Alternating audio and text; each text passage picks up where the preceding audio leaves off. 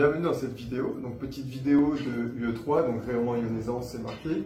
Donc à quoi sert cette vidéo? Donc dans cette vidéo, vous aurez un petit rappel de cours au début de la vidéo. Et ensuite, il y aura deux corrections d'analyse, donc deux corrections différentes avec lesquelles vous allez pouvoir avoir au concours.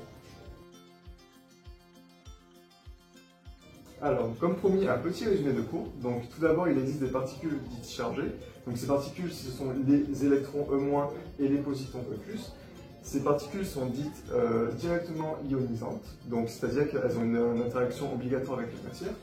Et il existe également des particules neutres. Donc, les particules neutres, c'est essentiellement des photons. Des photons dits indirectement ionisants parce qu'il y a une interaction aléatoire avec la matière. Donc ensuite, je vais vous présenter les 5 types de rayonnement qui va interagir avec la matière. Donc là, vous vous rappelez, comme on peut voir en chimie, donc ça, le X correspond à un atome. Donc il va avoir deux numéros. Le numéro A correspond en fait au nucléon. Les nucléons, c'est ceux qui se trouvent dans le noyau, donc il y aura les protons et les neutrons. Et ici, il y aurait le petit numéro Z, ça va correspondre aux protons. Donc là, par exemple, on a les rayonnements gamma. Donc le rayonnement gamma, il y a 0 et 0, ce qui signifie qu'il va y avoir 0 nucléon donné et 0 proton donné. Ici, on a par exemple les protons qui auront 1 et 1, donc un nucléon et un proton. Donc en fait, le nucléon correspond au proton. Ici, on va avoir par exemple les deutons. Les deutons, il va y avoir 2 et 1. Donc pourquoi 2? Parce qu'il va y avoir un proton, et donc un proton et un neutron. Je ne vais pas vous le faire à chaque fois, vous avez compris. Donc là, il va y avoir 1 et 0 pour les neutrons. Et ici, pour les rayonnements alpha, donc c'est un peu plus compliqué, il y en a 4 et 2. Donc 2 protons et 2 neutrons. Ensuite, c'est pas fini, donc il va y avoir une petite formule super importante à savoir pour les calculs. Donc c'est le calcul de l'énergie. Donc l'énergie, ça correspond à la différence de masse au niveau des atomes fois la vitesse de la lumière au carré. Donc ça, à savoir par cœur.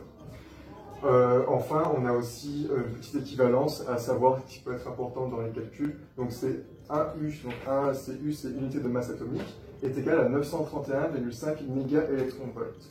On peut arrondir à 1000 dans les calculs pour aller plus vite. Et pour finir, un petit peu de vocabulaire. Donc là, c'est des moyens mnémotechniques, c'est vraiment pour vous aider. Donc vous connaissez les isobars, les isotopes et les isotones. Donc comment les retenir? Donc en fait, vous pouvez voir que dans isobar, il y a le A, le même A en fait. Donc le A correspond au nombre de nucléons, donc c'est comme ça qu'on peut le retenir. La même chose pour isotope, on peut retenir que le P c'est le même nombre de protons. Et ici, isotone, le N, c'est le même nombre de neutrons. Donc ça, c'est vraiment à savoir. Donc pour finir, on va vous présenter 3 types de désintégration isobarique. Donc isobarique, comme on vous l'a expliqué, ça correspond au même A. Donc il existe les 3 types, c'est la capture électronique, marquée CE, la désintégration bêta+, et la désintégration bêta-. Donc là, on voit un petit delta Z. Il correspond à quoi ce delta Z? En fait, c'est la différence de protons qu'il y a entre l'élément père et l'élément fils créé. Donc là, par exemple, pour la capture électronique et pour la désintégration bêta+, il correspond à -1. C'est-à-dire que lorsqu'on crée l'élément fils, il y a un proton en moins. Ici, pour la bêta-, il va y avoir un proton en plus dans l'élément fils. Donc la capture électronique produit des photons X et des électrons d'objets. La désintégration bêta+ produit des positons et des neutrinos. Et alors que la bêta- produit des électrons et des antineutrinos. Donc me revoilà, donc juste pour finir, ces 4 formules à apprendre vraiment par cœur, c'est essentiel pour vos calculs. Donc je vous précise juste à quoi correspond les 1,022 mégaélectronvolts que vous avez ici. Ça correspond en fait à 2 fois 511 keV qui correspond à l'énergie de 1 électron. Et c'est d'ailleurs le seuil à atteindre pour pouvoir avoir une réaction bêta+. Si vous n'avez pas ce seuil-là, vous allez avoir du coup une capture électronique.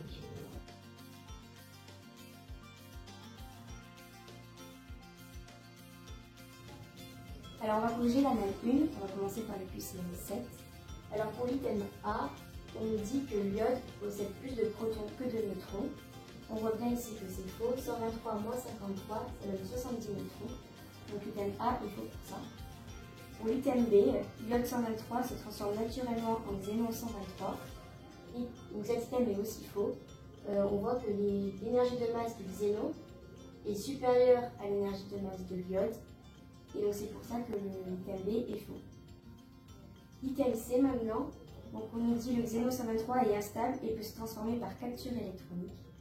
Alors cet item est vrai, Parce que quand un noyau est excédentaire en proton, alors il peut se transformer en capture électronique et en bêta+. Donc pour le xénon 123, c'est le cas. Donc l'item C est vrai. Pour l'item D, c'est pareil, sauf donc il peut se transformer en bêta+.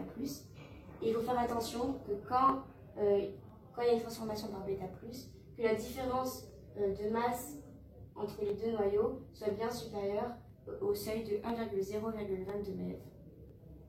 Donc l'item D est vrai pour ça. Enfin, pour l'item E, on dit que l'étain est instable et se transforme par émission β-. Cet item est vrai parce que lors de sa transformation avec l'antimoine, le noyau est excédentaire en neutrons. Donc, quand un noyau est excédentaire en neutrons, il peut se transformer par β-.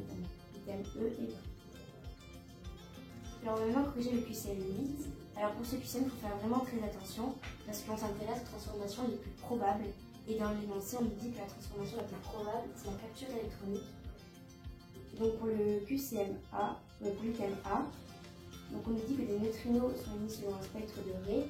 Donc, c'est vrai, puisque en capture électronique, c'est un spectre de Ré et pas un spectre continu. L'item A est donc vrai et l'item B est donc faux. Pour les items C, D et E, on peut très rapidement répondre qu'ils sont faux, parce que du coup, en capture électronique, on n'a pas d'émission d'électrons, on a seulement des émissions de neutrinos. Donc les items C, D et E sont faux. Donc le QCM 8, c'est l'item A est vrai. On s'intéresse maintenant au QCM 9. Alors, pareil, on s'intéresse toujours aux transformations les plus probables, c'est-à-dire la capture électronique. Et il y a aussi des excitations du même fils juste après. Donc là, on nous demande ce qui peut apparaître. Alors directement, on peut avoir des électrons en G et des photons X de réarrangement. Et indirectement, des photons gamma et des électrons de conversion interne. Ici, on s'intéresse à la transformation globale. Donc, peu importe que ce soit direct ou indirect. Juste, on ne va pas avoir de photons gamma d'annulation. C'est pour ça que les réponses vraies sont la A, la B, la C et la D. Le QCM 11. Alors, on nous dit un équilibre de régime entre le xénon 123 et le 123 s'établit. Donc cet item, il est faux, parce que pour un équilibre de régime, il faut que la période du père soit supérieure à la période du fils. Or ici, le xénon a une période qui est inférieure à l'iode, donc c'est l'inverse. C'est pour ça que l'item A est faux. L'item B, l'activité du xénon 123 est proche de celle de l'iode 123 à tout moment. Donc cet item est aussi faux. Ce serait vrai si on était dans un équilibre de régime. Vu que ce n'est pas le cas ici, l'item est faux. Pour l'item C, 12,6 heures après sa fabrication, il reste environ 1/32e de l'activité initiale du xénon 123. Cet item est aussi faux. Au bout de 12,6 heures, on est à 6 périodes. Et avec la formule du cours, on est à 1 sur 2 puissance 6, ça nous donne 1,64. Du coup, l'item est faux. Pour l'item D, 21 heures après sa fabrication, l'activité du xénon 123 est considérée comme négligeable. L'activité est considérée comme négligeable au bout de 10 périodes. C'est le cas pour le xénon. Donc l'item D est vrai. Et pour l'item E, il est faux. Ça aurait été vrai si on était dans un équilibre de régime, parce que les activités seraient similaires. Or, ce n'est pas le cas ici, du coup, l'item E est faux. Ainsi, pour le QCM 11, la seule réponse vraie est la B. Alors maintenant, le QCM 12. Donc pareil, ici, on s'intéresse aux transformations les plus probables de l'iode 123, donc toujours la capture électronique.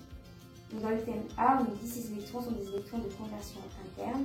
Donc là, ça faut se référer au QCM 9, donc l'item est vrai. L'item B, ces électrons ont un parcours fini. Donc il faut savoir que les électrons, ils ont une interaction déterministe avec la matière. Donc ils ont bien un parcours fini. L'item B est donc vrai. Pour l'item C, ces électrons se ralentissent dans l'eau par effet photoélectrique ou par effet quantum. Donc c'est important de savoir que l'effet photoélectrique et l'effet quantum, ça concerne que les photons et pas les électrons. Donc l'item est faux. Pour l'item D, dans l'eau, le parcours moyen de ces électrons est proche de 0,063 mm. Donc on a une énergie cinétique de 127 km. Avec la formule du cours du parcours moyen, on obtient 0,0635 mm. Il faut faire vraiment attention à convertir et aux propositions parce que du coup il manque ici un 0, donc l'item est faux. Pareil pour l'item E avec la formule du cours sur le max. Donc on a 0,00635 fois 1,5. Il manque aussi un 0 et il faut faire encore attention à convertir. Du coup l'item est également faux. Aussi pour le QCM 12, seules les réponses A et B sont vraies. Du coup, on va corriger le QCM 13. Donc, le premier item, c'est par rapport aux photons gamma. Donc, les photons gamma, on sait qu'ils n'ont pas de charge, et donc c'est pour ça qu'on peut dire qu'ils sont indirectement ionisants. Et donc, l'item A va être vrai. Ensuite, par rapport à l'item B et même le reste du QCM, on va se concentrer sur la couche de demi-atténuation, CDA, avec cette formule qui est dans votre cours et qui est très importante. Elle est régulièrement utilisée dans les QCM et ça peut vraiment vous faire gagner des points. Donc, ln de 2, on simplifie, on va dire que c'est à peu près égal à 0,7 pour simplifier les calculs. Et ensuite, vous avez mu, le coefficient d'atténuation qui est souvent donné dans l'énoncé. Donc là, dans l'énoncé, on dit qu'il est proche donc, de 20 cm exposant moins 20. Donc, on va calculer cette couche de demi-atténuation. On fait donc 0,7 sur 20. Pour simplifier, on peut faire 0,7 sur 2 fois 10 exposant moins 20, ce qui va donner 0,035 cm. Donc déjà, on peut voir que l'item B est faux, car il nous propose 0,35 cm. Mais on va quand même convertir en millimètres pour savoir si l'item C est vrai. Et en effet, il va être vrai, car ça va donner 0,35 mm. Donc l'item B est faux et l'item C est vrai. Ensuite, on nous demande si un tablier en plomb d'épaisseur 0,35 mm protège à 99,9% de ses photons. Cet item est faux car la définition de la couche de demi-atténuation, c'est une couche qui diminue de moitié le nombre de photons. Donc ça va diminuer de 50%, ça va protéger de 50% de ses photons. Pas 99,9%, c'est beaucoup trop. Et pour l'item E, on nous demande donc si ce tablier en plomb d'épaisseur de 0,35 mm est suffisant finalement pour se protéger de l'ensemble des émissions de cette iode. On peut déjà dire que c'est faux puisque ça diminue de 50%. Donc ça va pas diminuer, enfin ça va protéger de l'ensemble des émissions et donc cet item est faux.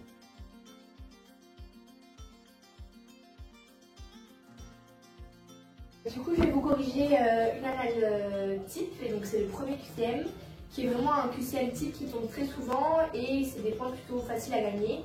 Donc je vais essayer de vous expliquer ça le plus simplement possible, pour que ce soit un QCM que vous fassiez rapidement pour gagner des points. Donc je vous corrige surtout l'item A et l'item D, parce qu'après le principe c'est globalement le même. Donc vous reprenez la technique et voilà. Donc vous allez avoir en fait des sortes d'équations écrites sous cette forme. Et en fait la virgule permet de séparer les deux parties de l'équation. Donc la première partie de l'équation, ça va être du coup cet élément avec l'élément gamma. Et l'autre partie, ça va être les deux neutrons avec cet élément. Donc, ensuite le but, ça va être de comparer si les deux parties sont égales ou alors inégales. Donc on va regarder en fait en particulier plutôt les neutrons au niveau des éléments. On va les additionner et on va voir si les sommes sont égales. Ici, donc on peut voir 104 plus 0, ça va faire 104. Ici. Et de ce côté, donc on va faire 2 fois 1. Donc ça va faire 2 plus 106, ça va nous donner 108. Et donc on peut voir que 104 est différent de 108, donc cette équation n'est pas égale. Voilà. C'est plutôt simple, et donc vous faites ça pour les autres équations et vous regardez si c'est égal ou non, et donc vous mettez vrai ou faux selon si c'est égal ou pas. Pour cette équation qui est un peu plus compliquée, puisqu'on va avoir des calculs un peu plus difficiles, on va dire, avec des chiffres plus importants. Donc c'est le même principe, à partir de la virgule, on va séparer les deux parties de l'équation. Donc là on va avoir cet élément U avec le neutron. Et ensuite, de ce côté, on additionne donc les 3 neutrons avec les 2 éléments. C'est vrai que les crochets peuvent vous perturber un peu, mais il n'y a vraiment aucune difficulté sur ça. Vous faites l'addition de ces 3 éléments. Donc pareil, on regarde les neutrons, on additionne, Donc 235 plus 1, ça va faire 236. Et de ce côté, donc on va faire 3 fois 1, donc ça va faire 3. Plus, donc je vous l'ai déjà écrit, 627 plus 106 qui fait 233. C'est un calcul à faire de tête. Vous n'avez pas de calculatrice, donc il faut le faire de tête. Et ça va nous donner aussi 236. Donc l'équation sera égale et donc cet item sera vrai.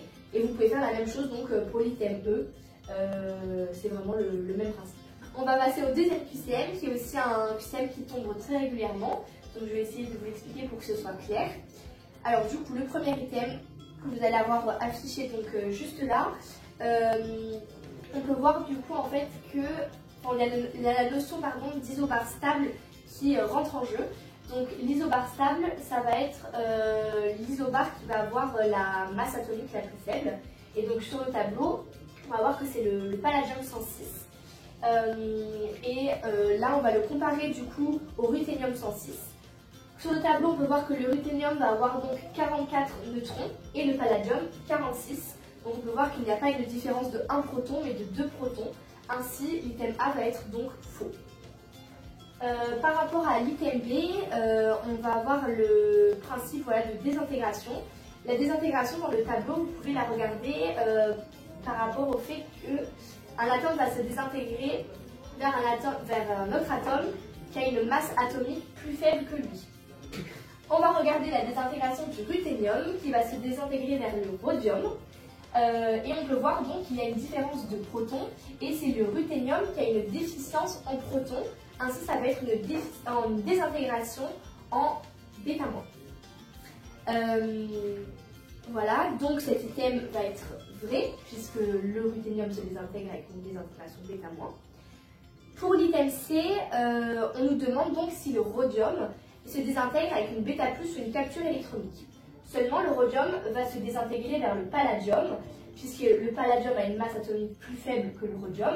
Et on peut voir qu'il y a aussi une déficience en protons du rhodium, et donc ça va être une β- et pas une β+, ni une capture électronique. Alors, pour l'item D, l'argent 106 peut se transformer par une désintégration β-. Cet item est vrai. En effet, l'argent va se transformer vers le cadmium, car le cadmium a une masse atomique plus faible que l'argent, et l'argent a une déficience en protons par rapport au cadmium, et donc c'est une désintégration β-.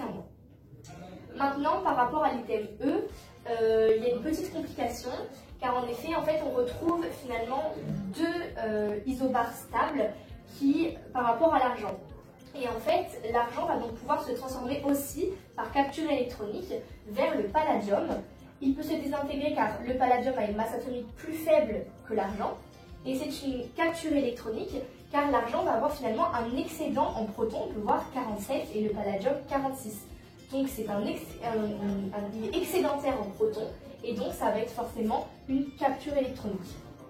Donc cet item est aussi vrai, l'argent peut se désintégrer par une β-, une capture électronique. Donc on passe au QCM 9 avec le premier item qui nous demande s'il existe une filiation radioactive entre ces trois éléments. Donc à ce moment-là, il faut regarder le tableau, regarder les différences de masse et on peut voir effectivement que cet élément a une masse atomique moins importante que celui-là et le palladium, c'est l'isobar stable qui a donc une masse atomique moins importante que celui-là et donc la filiation radioactive peut bien se dérouler. Pour le QCM B, le but est donc de calculer la différence d'énergie de masse entre donc, le ruthénium et le rhodium. Donc, je vous les ai écrits ici. Donc, le but c'est de calculer d'abord en UMA. Donc, c'est un calcul à faire aussi de tête. Donc, je vous donne le résultat ici. En UMA, pour le convertir en MeV, je vous donne un moyen mémotechnique. On va plutôt convertir en 1000 MeV plutôt que 931 et quelques. Le calcul sera donc beaucoup plus simple. Donc, en multipliant par 1000, on trouve que ça donne 0,042 MeV.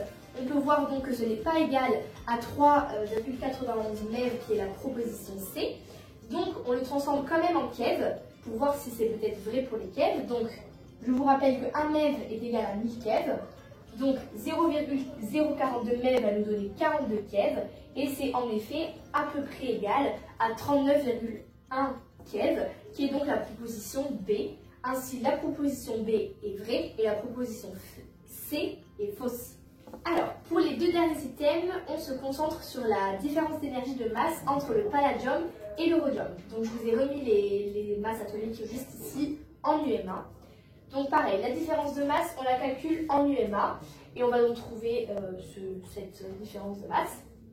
Je vous rappelle donc encore une fois, un UMA égale 1000 MeV, donc on multiplie par 1000 et on va trouver 3,806 MeV.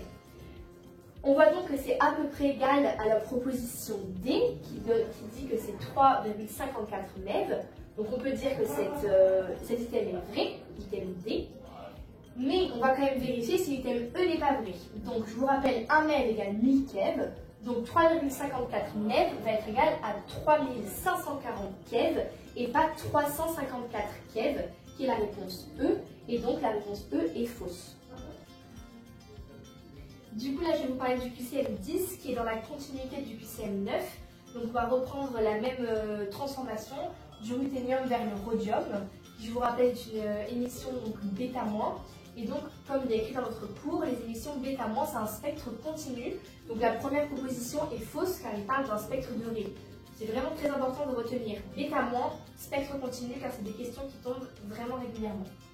Ensuite, pour la deuxième question, il nous parle de l'énergie cinétique maximale, initiale maximale.